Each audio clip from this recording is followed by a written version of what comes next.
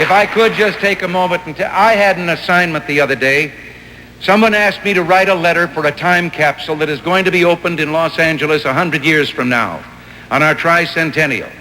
It sounded like an easy assignment. They suggested I write something about the problems and issues of the day, and I set out to do so, riding down the coast in an automobile, looking at the blue Pacific out on one side and the Santa Ynez Mountains on the other, and I couldn't help but wonder if it was going to be that beautiful 100 years from now as it was on that summer day.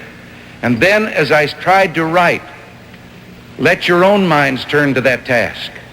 You're going to write for people 100 years from now who know all about us. We know nothing about them. We don't know what kind of a world they'll be living in. And suddenly, I thought to myself, if I write of the problems, they'll be the domestic problems of which the President spoke here tonight, the challenges confronting us, the erosion of freedom that has taken place under Democrat rule in this country, the invasion of private rights, the controls and restrictions on the vitality of the great free economy that we enjoy. These are our challenges that we must meet. And then again, there is that challenge of which he spoke, that we live in a world in which the great powers have poised and aimed at each other horrible missiles of destruction, nuclear weapons that can in a matter of minutes arrive in each other's country and destroy virtually the civilized world we live in. And suddenly it dawned on me, those who would read this letter 100 years from now will know whether those missiles were fired. They will know whether we met our challenge, whether they have the freedoms that we have known up until now will depend on what we do here.